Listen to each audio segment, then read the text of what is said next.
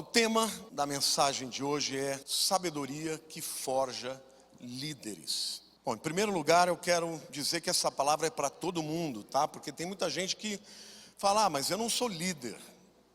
Líder, toda aquela pessoa que aponta a direção e que gera alguma influência na vida de alguém. Isso é o que todo cristão deveria ser, luz do mundo e sal da terra. Então não importa se você esteja numa posição formal de liderança ou não, todos nós fomos chamados para liderar e, sobretudo, liderar com sabedoria. Amém? Eu quero começar esta minha mensagem contando a respeito de um filme que eu assisti na Netflix, que é uma história real de uma jovem cristã, era casada, tinha filhos e tudo, mas ela trabalhava numa dessas clínicas que eles chamam de planejamento familiar, mas na verdade é uma clínica de aborto. Essa clínica no Texas era uma das maiores dos Estados Unidos. E essa jovem, apesar de ser cristã, ela era favorável ao aborto, havia feito 2 abortos e debaixo da liderança dela, 22 mil pessoas, mulheres, haviam feito aborto. Ela chegou até a ganhar o prêmio como a melhor funcionária do ano da clínica, a que mais foi proativa.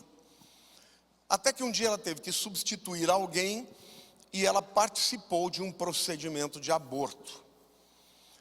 E quando ela viu a agulha entrando, e ela viu na imagem o bebê se mexendo e tentando evitar a agulha e evitando a dor, ela caiu em si. E ela ficou muito chocada e a partir disso ela pediu as contas, chorou demais, passou por um processo profundo de arrependimento e então começou a ser uma ativista contra o aborto.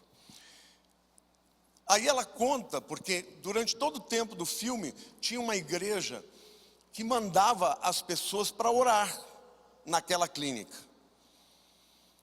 E ela contou para aquelas pessoas que eram dessa igreja, que quando tinha gente lá na clínica orando, impondo as mãos, caía 75% do número de pessoas no dia.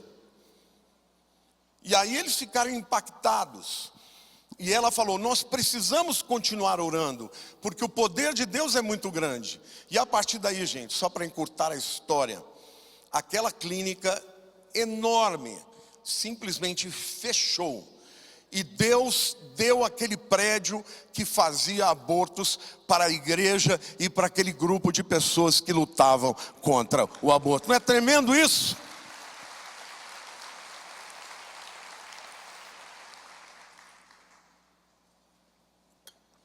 Mas o lindo nessa história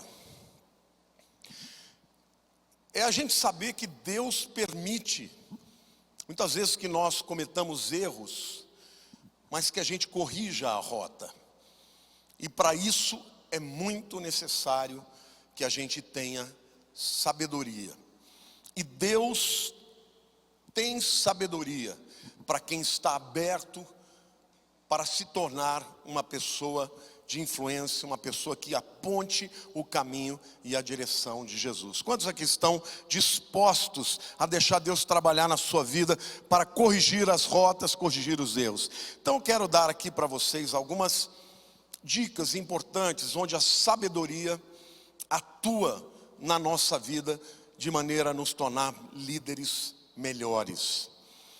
Em primeiro lugar é a sabedoria do arrependimento, que é bem exatamente isso que aconteceu na vida daquela jovem, né?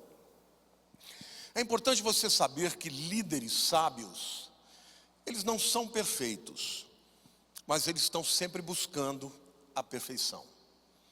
Isso é muito importante. No caminho que nós andamos na vida, nós precisamos aprender a reconhecer os erros e a mudar a rota. É isso que a Bíblia chama de arrependimento. É a mudança de mentalidade. Pessoas que são herméticas, que são fechadas, que nunca se abrem para o novo. Pessoas intransigentes, egoístas, pessoas orgulhosas, não aprendem com os erros. Agora, pessoas abertas para se arrepender estão em constante transformação, em constante reflexão, buscando sempre na sua própria vida aquilo que precisam mudar. Gente, enquanto a gente estiver vivo, a gente tem que fazer esse tipo de reflexão, tá? Esse processo de reflexão e de mudança de atitude se chama arrependimento. No grego é metanoia, mudança de mente, literalmente. É importante você entender que o arrependimento ele vai maximizar a sua vida. Por quê? Porque você pode aprender até no erro. Pessoas que aprendem com o erro, experimentam, sofrem o custo do erro, a dor, as perdas, mas também o perdão, a restauração e a maturidade. Se você continua caindo no mesmo erro, você é igual àquela criança que ao começar a andar cai, mas nunca vai aprender a andar sem cair. Muitas vezes o cair acontece, e no caso da criança é necessário, mas chega um momento que ela domina as suas pernas, o equilíbrio, a direção, e ela pode andar com os olhos fechados, correndo. Por quê? Porque ela aprendeu com os erros, reequilibrou, fortaleceu os seus músculos e deu um passo adiante e amadureceu. Há um poeta chamado Archibald MacLeish, ele falou o seguinte: só existe algo mais doloroso do que aprender com a experiência. Presta atenção, só existe uma coisa mais dolorosa do que aprender com a experiência, é não aprender nada com ela. Ou seja, a experiência muitas vezes tem dor, tem, mas é muito mais doloroso você passar por uma experiência ruim e não aprender nada com ela. Agora, por que tem gente que não aprende nada? Porque são obstinadas, são pessoas estultas e permanecem no seu erro, mesmo quando está na cara que elas precisam mudar. Permanecem no erro mesmo quando são ensinadas, exortadas, admoestadas. Então, não importa o que essas pessoas percam, elas não se arrependem. Elas não voltam atrás, não muda de rumo, não muda de atitude. Lá dentro delas fala assim: eu sou desse jeito mesmo, vou continuar sendo. Conhece alguém assim? Pessoas assim não são felizes. Há uma parábola na Bíblia, que eu acredito que seja a parábola mais conhecida no mundo. É a parábola do filho pródigo. E o filho pródigo ali, ele representa todos nós. É um filho que numa hora para outra chega para o pai e fala: pai, dá minha parte que eu quero viver longe de ti.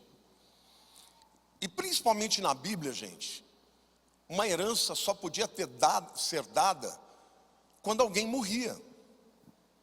Tem até um texto de Provérbios que diz que herança antecipada é maldita. Agora, quando aquele jovem vai e pede ao pai a sua herança, ele literalmente está matando o pai no seu coração. E o pai lhe dá a sua parte, ele vai embora. E ele então gasta tudo que tem, vivendo de maneira dissoluta, longe do seu pai. Vieram as consequências e as perdas. Só que aconteceu algo extraordinário. Lá em Lucas, capítulo 15, versos 17 a 19, diz assim: então, caindo em si, diga, caindo em si, quantos trabalhadores do meu pai têm pão com fartura, e eu aqui morro de fome? Levantar-me-ei, irei ter com meu pai e lhe direi: pai, pequei contra o céu e diante de ti. Já não sou digno de ser chamado teu filho. Trata-me como um dos teus trabalhadores. Isso aqui expressa de maneira cristalina o que é o arrependimento. Diga, em primeiro lugar, caindo em si. Este é o primeiro passo do arrependimento. Você cair em si, você reconhecer, você entender onde você errou. Em segundo lugar, levantar-me-ei. É uma ação. Não basta reconhecer e permanecer onde você está. Volte para onde você deveria estar. E lá, levantar-me-ei e terei com meu pai e lhe direi: Pai, pequei contra os céus e contra ti. E aqui é um reconhecimento total, porque pecado é uma palavra que não é um eufemismo. Às vezes a gente não gosta de dizer, olha, eu pequei contra você. A gente prefere dizer, olha, eu errei, mas sabe, não foi minha intenção. Não, pecou, errou, dê nome. Arrependimento é isto, quando você chama o erro, de pecado, você está pronto para sair dele, amém? E aí ele ainda diz, eu vou chegar lá, mesmo sendo filho, eu vou dizer, eu não tenho direito de ser tratado como filho. Mas a gente sabe o final da história, que o pai se alegrou, o recebeu, o perdoou, o restituiu e celebrou. Mas a verdade aqui é que o arrependimento começa com uma compreensão. Por mais vergonhosa, por mais dolorosa que seja, é importante você olhar para dentro de si e dizer, Pai, eu pequei. Amém? Então, há pessoas que nunca se arrependem de verdade. Eu e a Lília, nós nos damos muito bem. Mas se tem uma coisa que eu não gosto, quando a gente de alguma maneira tem uma brigazinha, né, que é muito raro. Enquanto não, se ela errou comigo, eu falo, estou esperando. Eu falo, estou esperando, porque normalmente quando eu erro, eu já me ajoelho, já peço perdão, já choro. Eu sou assim, né? Italiano, expressivo e tal. Ela erra muito menos, mas quando erra, tem um pouquinho mais de dificuldade e eu estou treinando ela. Estou esperando. Aí ela fala, está esperando o quê? Você se arrepender. Aí às vezes, né, ela fica assim com o pescocinho meio duro. Tá bom, desculpa. Não, desculpa é uma palavra muito fraquinha. Me perdoa. Está perdoadíssima. E morreu. Está me entendendo, gente, como é que funciona? É você entender que a culpa é sua, não é do outro. Que o erro é teu, não é do outro. Isso é tão saudável para os relacionamentos e sobretudo com Deus. Sobretudo com Deus. Não existe bênção sem arrependimento. Não existe salvação sem arrependimento. Então, pessoas que nunca se arrependem, nunca mudam. Entendem que admitir o erro é um ato de fraqueza. É o contrário, é um ato de grandeza. Você admitir que você errou é você ser grande. E até mesmo líderes têm que admitir os seus erros. Porque o fato de você estar numa posição de liderança não significa que você não erre. E se errou, tem que pedir perdão. Não pode ficar justificando, porque se não houver esse arrependimento e o conserto, um relacionamento que é uma bênção pode ficar maculado. Líderes que não se arrependem são maus pais, são maus professores, são maus pastores, são maus líderes, empresários e daí por diante. Por quê? Porque quando nós de fato reconhecemos o nosso erro, nós lutamos para vencê-los. Amém? Olha para a pessoa do teu lado e diga assim, ó. Pior do que não admitir é não enxergar que está errado. Isso é o contrário da sabedoria, né? Se a sabedoria é o indivíduo ser capaz de avaliar, de refletir, de pensar, de ir até a pessoa com quem ele errou, ou então a relação a Deus, né, quando o erro é interior, compreender e agir e caminhar para longe daquele erro. Agora, tem muita gente que nem percebe. Esse é o estulto mesmo. É o indivíduo que vai permanecer onde está. E muita gente não sabe porque não sai do lugar. Então a primeira sabedoria que um líder precisa ter é saber se arrepender. Aliás, o processo de arrependimento, gente, é um processo que dura a vida inteira. A gente está o tempo inteiro, né, refletindo, mudando, olhando para aquilo que nós somos, para termos uma vida melhor. A segunda dica a respeito de sabedoria é a sabedoria da perseverança. Líderes de verdade não desistem do seu objetivo. Eles enfrentam obstáculos sem tirar o olho ou os olhos do alvo. Amém? Presta atenção que eu vou dizer uma coisa muito importante, muito séria para você aqui. Por mais perfeita que a Bíblia seja, ela não vai te transformar se você não quiser. Sim ou não? Por melhor que seja o seu professor ou a escola na qual você estuda, ela não vai te ensinar se você não quiser aprender. Sim ou não? Sabe qual é o maior fator, ou o fator com maior potencial para transformar a sua vida? Além do Espírito Santo? É a sua decisão e iniciativa de mudar. Quando você vê uma pessoa de fato arrependida, ela não dá desculpas. Ela diz: acabou, não vou mais cometer esse erro, não vou mais fazer isso. A partir de agora eu vou mudar de vida. Amém ou não? Deus quer que você faça isso em todas as áreas da sua vida. Na sua vida pessoal, na sua vida espiritual, na sua vida profissional, nos alvos que você tem que perseguir. Os vencedores, entenda isso, gente. Eu acho muito saudável, eu gosto de ler biografias. Eu adoro ler biografias, estou sempre lendo, porque há uma característica nos vencedores que é comum. Todos eles não desistem. Eles não são nem sempre os mais talentosos. Os bem-sucedidos nem sempre são os mais inteligentes. Eles são os mais dedicados, os mais decididos, os mais obstinados, os perseverantes, os constantes, os que levantam quando caem, os que resistem à dor, os resilientes. Todo mundo passa por momentos em que fica desanimado, todo mundo passa por momentos em que tem vontade de chutar o pau da barraca, o carrinho da mexerica. Todo mundo tem, em qualquer área da sua vida, mas aqueles que falam: não, Deus vai me dar graça, eu vou vencer, estes vencem. Amém, gente?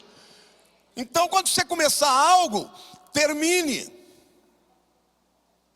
Não desista até que você consiga. E eu quero aqui dar 2 textos importantes para respaldar isso que eu estou dizendo. O primeiro está lá em Filipenses 1, versículo 6. Isso aqui é um homem obstinado. Se tem uma qualidade que Paulo tem, é a obstinação. Vamos combinar.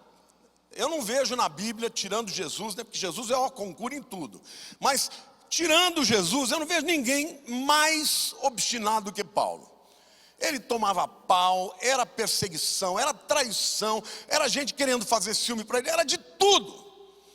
Mas ele não tirava os olhos do alvo.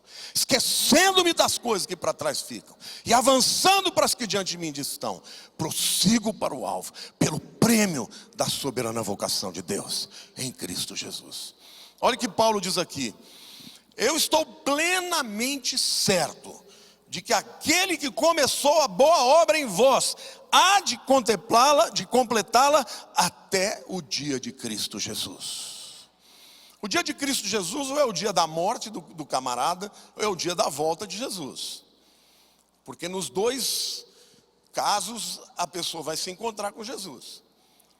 O que Paulo está dizendo é que Deus não te deixou e nem vai deixar.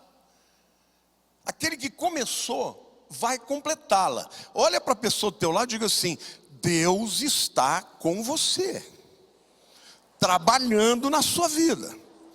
Então, meu querido, se você desistir, não é porque Deus desistiu. Ele não desistiu. Quem desistiu foi você. Então, é muito importante você continuar lutando, caminhando, porque a vitória é dos resilientes. A vitória é dos que não desistem. Há uma sabedoria nisso. O que Deus falou continua valendo. Digo, o que Deus falou continua valendo. E a Bíblia ainda diz que os dons e a vocação de Deus são irrevogáveis. O chamado de Deus para a tua vida, os dons que Ele te deu são irrevogáveis. Então você já tem o que é necessário para continuar. Mas se nós queremos vencer, nós não podemos desistir. Olha aqui, gente, Tiago capítulo 1, versos 2 a 4 diz o seguinte. Antes deixa eu perguntar uma coisa. Quem está passando por uma provação aqui? Levanta a mão. Bastante gente. Então essa palavra é para você. Meus irmãos, tende por motivo de toda alegria o passardes por várias provações, sabendo que a provação da vossa fé, uma vez confirmada, produz perseverança. Ora, a perseverança deve ter ação completa, para que sejais perfeitos. A palavra perfeito aqui é mal traduzida, é pleno, tá? Maduro. E íntegros, em nada deficientes. A Bíblia está dizendo para você que você aprende é na prova. Então, se você está sendo provado, não reclame. Paulo está dizendo, aqui Tiago está dizendo, tende por motivo de toda alegria o passar por várias provações. Ou seja, uma provação na vida do crente não é para derrubá-lo, é para melhorá-lo, para gerar nele perseverança, para gerar nele resiliência. E Provérbios 17, 24 diz assim. Olha que versículo lindo, gente. A sabedoria é o alvo do inteligente, mas os olhos do insensato vagam pelas extremidades da terra. Olha o que Deus está dizendo para você. A pessoa inteligente que já entendeu que a sabedoria é importante, ela não tira o olho da sabedoria, porque ela quer o quê? Aprender. Agora, o insensato está olhando nas extremidades da terra. Sabe o que ele está fazendo? Está vagando. Você já teve numa aula que o professor está dando uma aula, você está assim, ó? Já teve, né? Oh meu Deus, se eu tivesse essa sabedoria eu teria aprendido tão mais. Porque essa foi minha história, eu passei a vida inteira assim na escola. Mas pior do que isso é os crentes, que você está pregando e os crentes estão assim, ó. Ou então estão assim, ó.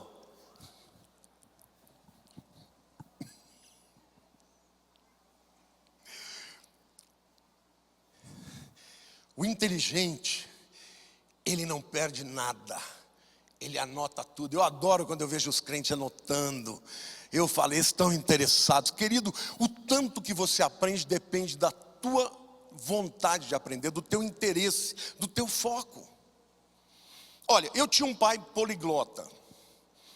Meu pai fez de tudo para me ensinar a falar inglês, francês. Ele falava comigo e eu virava assim a cara, não queria saber de nada. Até que um dia eu estava já na faculdade, fazendo faculdade lá na Palavra da Vida. Nós recebemos um professor chamado Dwight Pentecost. Esse camarada escreveu o maior compêndio sobre escatologia até hoje. Esse camarada estava lá, diante de mim, uma semana inteira dando aula. E eu assim, né? Enquanto ele falava, eu falava, Deus, como esse cara é sábio. Como é que alguém pode ser tão sábio assim? Só que eu não falava de inglês. Aí eu cheguei para a Lilian e falei, como é que fala? Eu quero te convidar para jantar na minha casa. Foi muito gozado. Aí ela me explicou, eu fui lá, I'd like to invite you to have dinner at home. Queria te convidar para jantar em casa. E ele falou, yes. Eu só entendi o yes. Chegou em casa, a Lilian, né, recém-casada, né, fez um macarrãozinho para ele. E eu, gente, eu tinha acabado de me converter, fiquei tocando Baden Powell para ele. Pensa num camarada com os olhos desse tamanho, né? Vendo eu tocar Baden Powell, aquelas coisas. Ó, eu sei que aí depois, quando chegou a hora da conversa, eu falava uma coisa para a Lilian e ela traduzia para ele falava para ela, ela traduzia para mim. Quando ele saiu, eu estava tão envergonhado. Falei, eu tive um pai que a vida inteira quis me ensinar e eu nunca quis aprender. Gente, eu comprei um curso de 200 horas de aula. A Lilian está de prova, tá? Em 6 meses eu falava inglês fluentemente. Mas eu simplesmente ficava umas 5, 6 horas por dia. Ela falava comigo em português, eu respondia para ela em inglês. Cada lição tinha uma música no fim. Pronto, melhorou ainda. Eu tocava a música, decorava o vocabulário. Eu me tornei focado para aprender aquela língua. Hoje, por conta disso, muitas portas foram abertas. Porque eu diria para você que 90% dos livros que eu leio são em inglês. Os maiores teólogos, os melhores livros do mundo, em todas as áreas, estão em inglês. Então eu caí em mim, eu percebi que eu tinha perdido uma oportunidade. E eu falei, a partir de agora, eu vou estudar. Então eu quero dizer para você, meu querido, toma posição, se apaixone pela sabedoria. A sabedoria é o alvo do inteligente, mas os olhos do insensato vagam pelas extremidades da terra. Quando você não tem foco, quando você não tem prioridades na sua vida para o teu propósito, você perde as oportunidades. Mas como eu comecei a dizendo, a boa obra que Deus começou, Ele vai completar. Hoje, diga assim, hoje é dia de eu tomar posição. Hoje é dia de você tomar posição e fazer algo que Deus já está falando para você fazer, que você não faz. Em todos os sentidos, na tua vida pessoal, na tua vida espiritual, na tua vida familiar, na tua vida profissional. Olhe para Deus, olhe para o seu alvo e tome a decisão, não desista. É importante que você saiba que ninguém nasce sabendo. Todo aprendizado passa por um processo de aprimoramento. Isso exige paciência, perseverança e determinação. William Ward, ele diz assim, lembrar uma grande verdade é admirável, mas aplicar essa grande verdade na vida é sinal de sabedoria. Não basta saber, tem que viver. Peter Senge, um professor, define o aprendizado como um processo, presta atenção aqui. Um processo que ocorre ao longo do tempo e sempre integra o pensamento e a ação. Você sabe que para que você construa memórias de longo prazo, você depende de uma área do seu cérebro que chama hipocampo. O hipocampo, ele tem uma série de neurônios, e quando você tem uma postura positiva.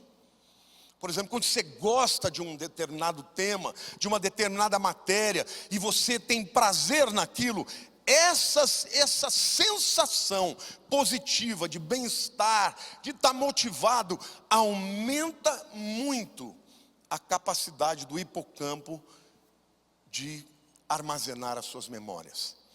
Porque ele acaba ligando alguns receptores dopaminérgicos e também chamados de cetil, que faz com que você fique focado positivamente e tudo que você pensa e estuda, você guarda e aquilo permanece para sempre na tua vida.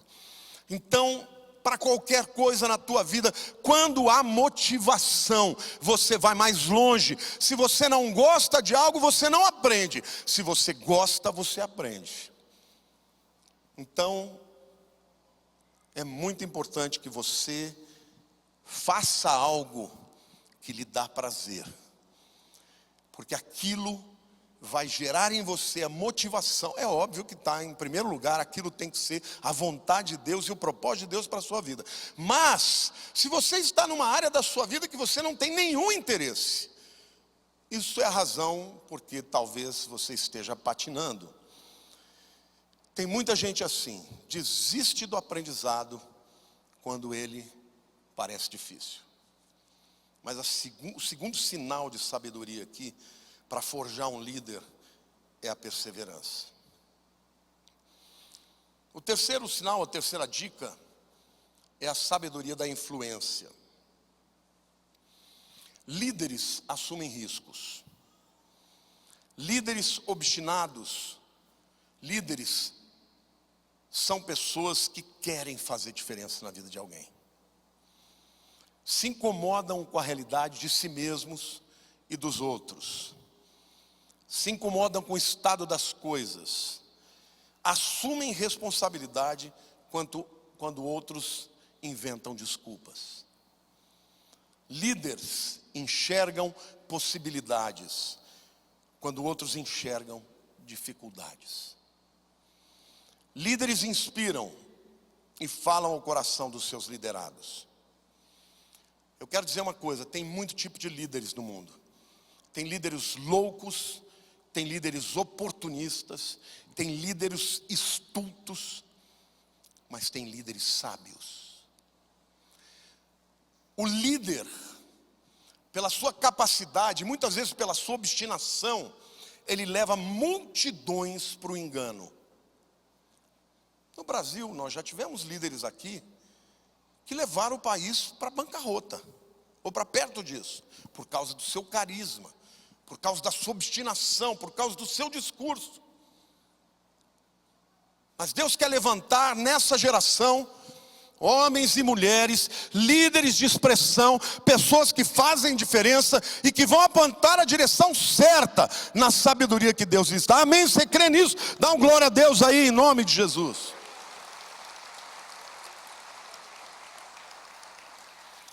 Líderes sábios são ávidos pela verdade. Provérbios 1, de 5 a 7 diz assim: ouça o sábio e cresça em prudência, e o instruído adquira habilidade para entender provérbios e parábolas, das palavras e enigmas dos sábios. O que Salomão está dizendo é que até o sábio e até o instruído tem que ouvir. Ele não está dizendo, olha, ouça ao sábio. Ouvir ao sábio significa ouvir o que o sábio tem para dizer. Aqui não, aqui está dizendo, o sábio, ouça. O instruído, aprenda. Por mais que você saiba, você não sabe tudo. Por mais que você já tenha crescido, você ainda pode crescer mais. Essa é a maior característica de pessoas que chegam ao nível do brilhantismo. Não se satisfazem com aquilo que já conquistaram. Estão sempre querendo crescer. E gente, nesse mundo, as coisas estão cada vez mais difíceis. Entenda algo. Antigamente, você ia passar por uma entrevista, o RH queria ver o que estava no papel do teu currículo. Então, se você tivesse lá mestrado, doutorado, ótimo. Hoje não basta isso.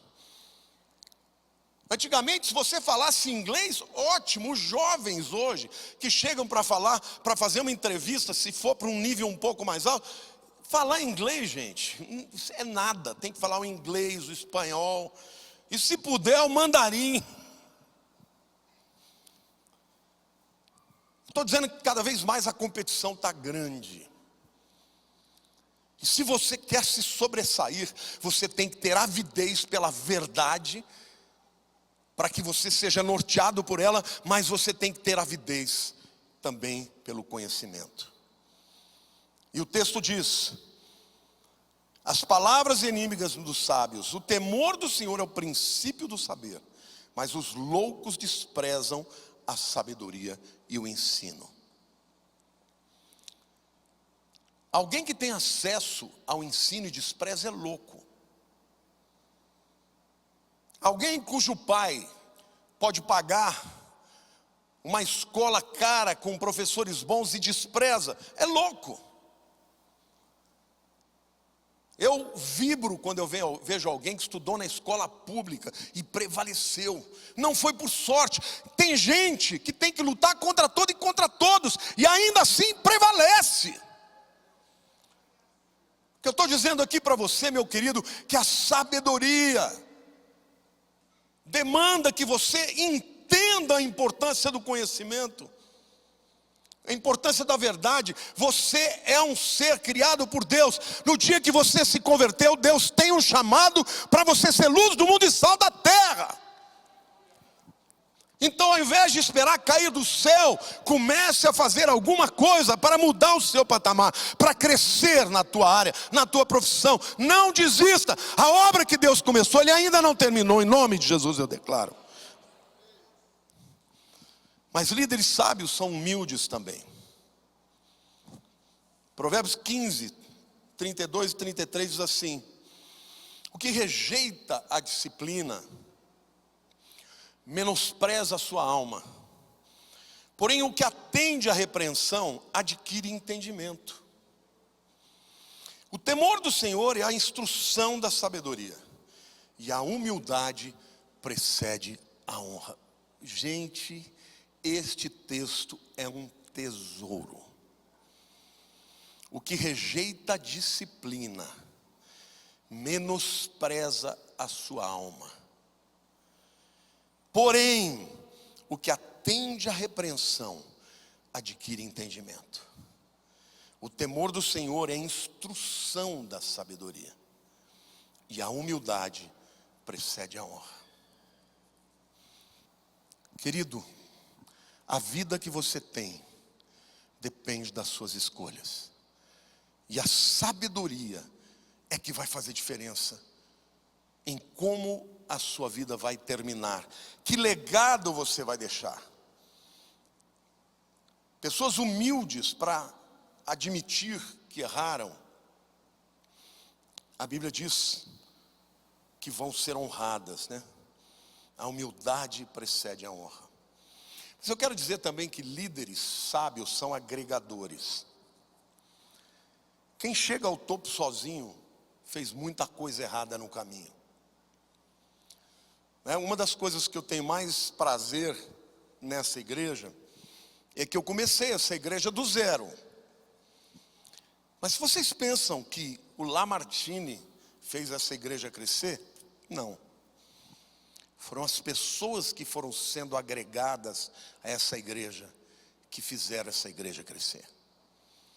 Então, essa é uma igreja de todos nós. Essa é uma igreja onde os pastores estão aqui há 20, 30 anos. Eles vão chegando e vão ficando. E vão ficando por quê? Porque eles entendem que eles têm um chamado e têm um lugar. E nós celebramos um ao outro, amém? Você chegar ao topo junto é melhor do que sozinho. Então, Compartilhe com pessoas, compartilhe com irmãos, compartilhe com amigos. Saiba que Deus, Ele nos deu a todos dons diferentes. E quando nós nos unimos, nós crescemos. Pessoas solitárias ficam sempre no meio do caminho. Ninguém chega ao topo sozinho, nem Jesus. Ele tinha os seus discípulos, que se tornaram seus amigos. Lá em João capítulo 15, versículo 15, ele diz assim: já não vos chamo de servos, porque o servo não sabe o que faz o seu senhor, mas tenho-vos chamado de amigos, porque tudo quanto ouvi de meu Pai, vos tenho dado a conhecer. Olha, gente, lidar com pessoas dá trabalho. Dá ou não dá? Jesus teve muito trabalho com aqueles discípulos, mas eles chegaram ao nível de serem chamados de amigo por Jesus. Na vida, qualquer relacionamento dá trabalho. Casamento dá trabalho, amigos dão trabalho, companheiros de trabalho, né, ministeriais dão trabalho. Mas se você desistir ou se fechar, falar, não, gente dá trabalho, eu estou decepcionado, não quero mais amigo, azar o teu. Azar o teu, porque são as pessoas que vão agregar valor na tua vida. Amém? Não desista delas. E quando Jesus foi para o céu, foram seus discípulos que levaram a sua obra adiante. Lá na transfiguração, Mateus 17:1, a Bíblia diz: 6 dias depois tomou Jesus consigo a Pedro e aos irmãos Tiago e João, e os levou em particular a um alto monte. Até Jesus tinha os seus mais próximos. Por quê? A gente não sabe. Certamente ele amava todos igual, mas ele tinha os seus mais próximos. É muito importante isso. E por último lugar, eu quero dizer que a sabedoria, ela tem credibilidade, ou a credibilidade tem sabedoria. Há muita gente no mundo que dá conselho para tudo, até de coisa que não conhece. É aquele camarada que é dono de uma agência de viagem, que ele fala de um país que ele nunca foi. E quando o camarada vai para o país, ele deixa ele sozinho, porque ele não tem como guiar. Quero dizer para você, meu querido, que a sua credibilidade depende do teu sucesso. Saiba disso. Você não terá credibilidade se aquilo que você estiver dizendo não for real. Por exemplo, um nutricionista gordo não tem credibilidade. Um conselheiro de finanças quebrado não tem credibilidade. Um advogado que não cumpre a lei não tem credibilidade. Um pastor que a família é destruída não tem credibilidade. A tua credibilidade está diretamente ligada ao teu sucesso. Então, na área que você foi chamado por Deus, você tem que viver o que você está fazendo. Porque se não viver, vai ser fake. Mas eu quero dizer que você pode viver. Qual é o problema de você admitir qual é a área que você não vive e começar a viver? Essa coisa da credibilidade é muito sério, gente. Eu sempre digo, eu gosto de usar essa figura. Aqui dentro, eu sou pastor de vocês, eu sou fundador da igreja, eu sinto muito carinho, o amor e o respeito de vocês. Mas se eu brigar no trânsito, como já aconteceu há alguns anos atrás, há muitos, eu já não brigo mais, faz muito tempo. Mas muitos anos eu brigava. O camarada olhava para mim, eu era um Zé Mané. E ele não tinha nenhum problema de mandar, apontar o dedo, fazer coisas. E um dia eu estava parando e pensando, eu falei, puxa, que coisa essa coisa do papel, né? Que interessante. Essa coisa da territorialidade, aonde você é importante, quem te respeita, tem a ver com o quê? Tem a ver com as pessoas conhecerem o teu sucesso. Então o que eu quero dizer para você, meu querido, muitas pessoas têm portas abertas por aquilo que elas conquistaram. Vocês já viram, por exemplo, Bernardinho falando em empresas a respeito de como gerenciar, liderar pessoas? O que ele liderou na vida? Ele liderou grupos de pessoas jogando vôlei. O que um cara desse tem para dizer para um empresário na área financeira, por exemplo, uma empresa? Tem muito, tem demais, porque ele ganhou tudo o que ele fez. E ganhou à custa de princípios que ele estabeleceu na sua vida. Agora, se ele fosse somente o jogador que era a reserva do William, ele nunca ia ser chamado. Ele foi um bom jogador, foi o segundo da seleção, mas ele é um técnico espetacular. E o que dá para ele a autoridade? A vitória. Na hora da pressão, na hora que o inimigo é tão bom contra ele, na hora que a diferença entre ganhar e perder é milimétrica, a frieza dele, a cuidade dele, a maneira dele fazer com que os seus liderados ficassem motivados, e a medalha. Eu quero dizer para você que a Bíblia diz que em Cristo Jesus somos mais do que vencedores. Mas você não pode desistir. Amém, igreja? Glória a Deus. Deus quer te dar vitória. Deus quer te dar credibilidade. Deus quer que você construa uma história de vitórias. E muitos empresários, viu? Muitos. Quando eu me casei, meu sogro me deu 2 livros que eu já li, acho que umas 10 vezes. Muitas das minhas ilustrações eu tiro de lá. A Lei do Triunfo, Napoleão Hill. Ele fala literalmente isso. Ele fala da importância de você perseverar até quando quebra. Ele conta história de grandes empresários que quebraram e que se levantaram e que deram a volta por cima e que começaram de novo. Queridos, eu vou dizer uma coisa para você: credibilidade não tem nada a ver com posição. Estou vendo o Marcelino aqui, lembrei do Ramon. Um dia eu cheguei para o Ramon e falei: Ramon, cara, quando eu comecei essa igreja, eu não tinha ninguém para me comparar. Ninguém. Era uma igreja pequenininha, quem estava ali era tudo uns jovens comigo. Não tinha ninguém para me comparar. Mas você não. Você vai chegar e vai ter muita gente que vai dizer para você: ó, está aí porque é genro do pastor.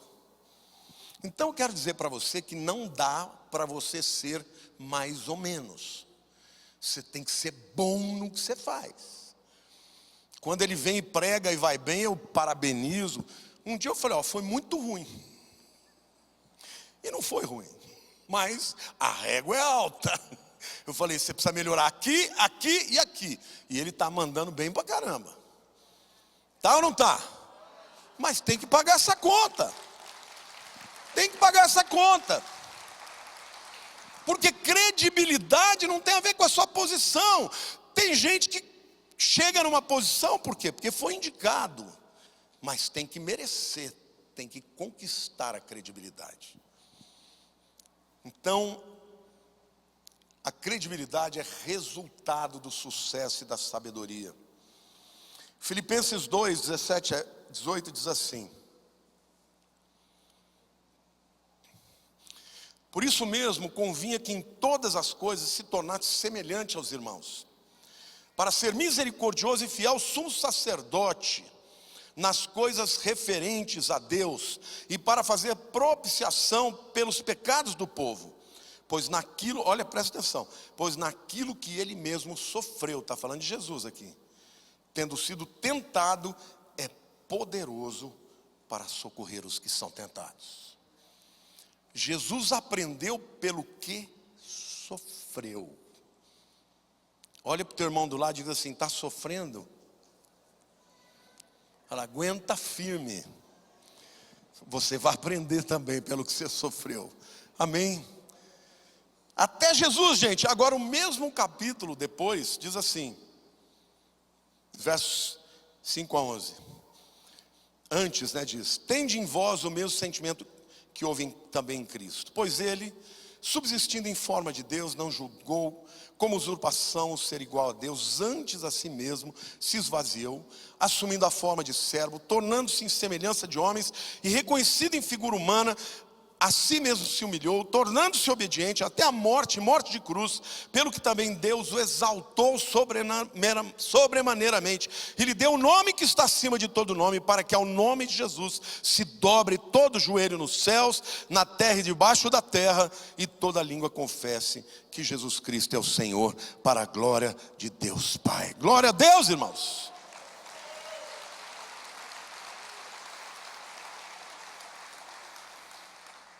Jesus não conquistou um nome sobre todo nome pelo fato de ser Deus. Ele sempre foi Deus.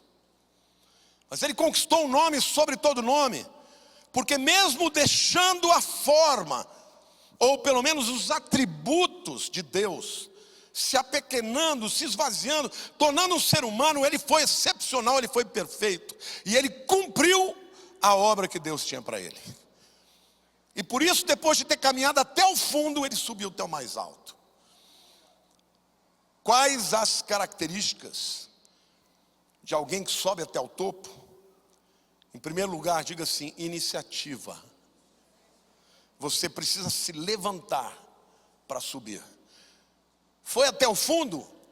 Jesus também foi. Mas depois ele foi até o topo e teve um nome acima de todo nome. Você caiu? Levanta. Um dia você vai ter uma história para contar. Vai ter credibilidade dobrada. Depois, sacrifício. Quer moleza? Come Maria mole. Mamão com açúcar. Sacrifício é necessário. Para você subir, você tem que abrir mão, irmãos. Toda pessoa que chega a vencer, ela abriu mão de muitas coisas. Abriu mão do conforto, abriu mão muitas vezes da presença da família, das pessoas que ama. Abriu mão de muitas horas para poder chegar aonde quer. Sacrifício é necessário. Não para a salvação, porque Jesus já foi salvo, mas tirando a salvação, todo o resto da nossa vida é resultado de obstinação, de visão, de luta, de procura, de sabedoria, amém? E por último lugar, maturidade. A Bíblia diz que Jesus aprendeu, amadureceu por aquilo que sofreu. Para você subir, você tem que se desenvolver. Cada vez mais os obstáculos exigirão algo mais difícil, e você tem que crescer para conquistar aquela dimensão. E por isso eu concluo dizendo que Deus tem um chamado para todos os seus filhos, para serem líderes forjados. Eu gosto da palavra forja, porque a forja é você colocar o metal no fogo, né? Não tem jeito, é só o fogo que vai forjar você. Então, saiba que Deus está na tua vida. Essa obra que Ele começou, Ele vai continuar fazendo. E a forja é a obra que Ele é, o instrumento que Ele vai usar. Amém? Se você estiver vivendo um momento difícil, não desista. Porque desistir é para os fracos. Tem gente que tira a vida. Vou me matar. Deus não me ama. Não seja fraco. Ai, pastor, você não está amando. Não, eu amo demais. Amo demais. E você que está me vendo, se você está considerando isso, saiba que quem está soprando no teu ouvido aí é o diabo. Porque ele vem para roubar, matar e destruir. Mas Deus veio. Jesus veio para que você tivesse vida em abundância. E a boa obra que Deus começou, Ele vai completar até o dia de Cristo.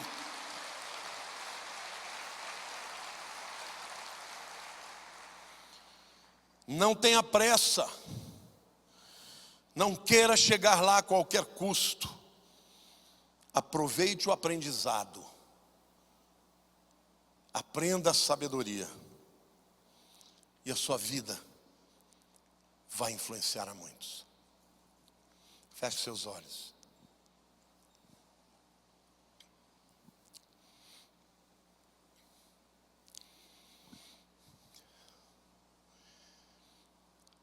Jesus quer que você seja luz do mundo e sal da terra.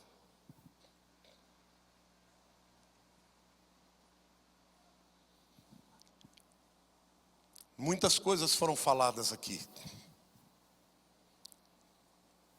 Mas não se esqueça, sabedoria é ser capaz de se arrepender, reconhecer onde errou. Sabedoria é resistir o tratamento de Deus, é perseverar, é não desistir, é ficar firme, mesmo quando tudo parece contrário. Sabedoria é entender que Deus te chamou para influenciar, com seu amor, com seu exemplo, com a sua história, com seus erros, mas com seus consertos. Sabedoria, meu querido, é você pedir a Deus que Ele te dê credibilidade. Porque quando alguém adquire credibilidade, sai do patamar de ter que quebrar pedras e entra no patamar onde as bênçãos correrão atrás de você. Deus tem isso para a tua vida, para 100% das pessoas que estão aqui. Saiba disso. Eu, na minha vida, todos os dias, Deus tem revelado coisas que eu tenho que mudar. E não pense você que é fácil para mim também. Mas uma coisa eu decidi. Eu estou olhando para o alvo. E o meu alvo é Cristo. E é para lá que eu vou. Eu digo para o Senhor: Senhor, não desista de mim. Usa do que o Senhor tiver que usar, Senhor. Mas faça com que eu chegue aonde o Senhor espera que eu chegue. E esse é o meu desejo para vocês também. Porque nós vivemos num tempo de tantos desmandos, onde as trevas se multiplicam. E esta é a hora da igreja se levantar, não com um discurso religioso, mas com uma vida de credibilidade, Senhor, onde quer que nós estivermos, para que as pessoas venham e se rendam a Jesus, através do nosso testemunho. Eu quero orar por você, meu querido, porque o maior de todos os arrependimentos é o arrependimento de reconhecer que é pecador, que todos nós pisamos na bola, e reconhecer a necessidade de um Salvador. Então, se você está me vendo na internet ou aqui, se você ainda não encontrou em Jesus o Salvador na tua vida, se ainda não passou por esse processo de arrependimento, hoje você tem essa oportunidade de entregar o teu passado, o teu presente e o teu futuro para Deus, dizendo: Senhor, sozinho eu não vou dar conta, eu preciso que o Senhor me dirija. E eu quero orar por você e quero te ajudar a fazer essa oração. Se você quer entregar a vida para Jesus, você tem um QR Code aí. Você está na internet, você pode colocar o teu celular ali e dizer: eu estou entregando minha vida para Jesus. Mas se você está aqui hoje, eu queria que você levantasse a sua mão. Você quer entregar a vida para o Senhor, eu vou orar por você onde você estiver. Fique com a mão levantada para que eu possa te ver, em nome de Jesus. Alguém? Então, tem gente apontando aqui, mas eu não estou enxergando. Graças a Deus, graças a Deus, graças a Deus lá atrás, graças a Deus ali também.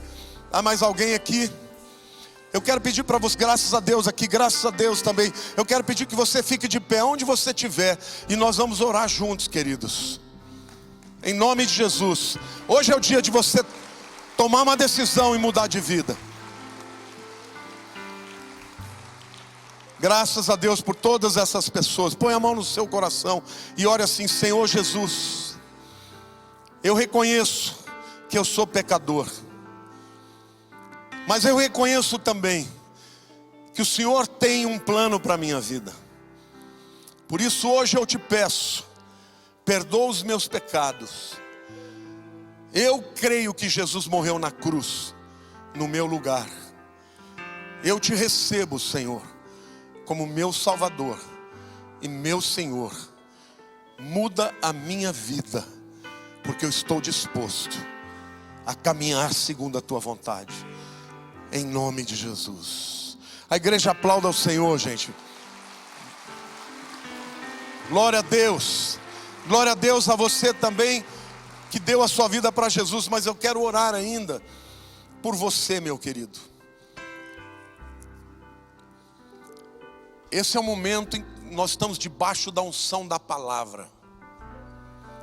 A palavra de Deus, quando proferida, ela não é só para o intelecto. Ela é para a alma e ela é para o espírito também. E muitas vezes nós já estamos no nível do entendimento, mas ainda não temos força para mudar.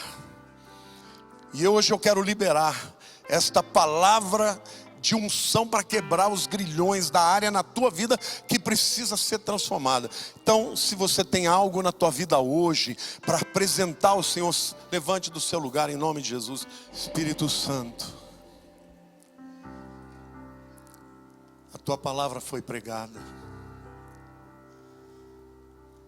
e ainda que eu tenha sido mensageiro, estou sentado com os meus irmãos ali, suplicando para que o Senhor possa usar da tua palavra para transformar a nossa mente, mudar a nossa mentalidade, dar força aos Deus, para que cada um possa vencer a sua área de fraqueza, humildade para cada um receber, ó Deus, de Ti, não só o confronto, mas também o conforto, não só o entendimento, mas também a capacitação, porque a tua palavra diz que o Senhor opera tanto o querer quanto o realizar. Eu sei que nossos irmãos aqui, Senhor, essas ovelhas queridas, e também os que me veem na internet, eles desejam, Senhor, te servir da melhor maneira, mas se o Senhor não operar em nós não conseguiríamos. Todos nós precisamos de Ti. Mas eu quero declarar e profetizar, Senhor, pela autoridade que o Senhor me dá, que o Senhor vai levantar neste tempo de apostasia uma geração de crentes comprometidos, uma geração de crentes, Senhor, que terá credibilidade, uma geração, Senhor, de crentes que está lutando com as suas próprias lutas e está sendo instrumento, Senhor, de testemunho, porque ainda que não sejam perfeitos, estão caminhando em direção à perfeição, seguindo os passos do Salvador. Então por isso eu os abençoo, Senhor. Eu os abençoo, Senhor, com autoridade para que as cadeias das trevas sejam quebradas na vida deles, para a honra e glória do Teu nome, Senhor, em nome de Jesus. Aleluia, aleluia, aleluia.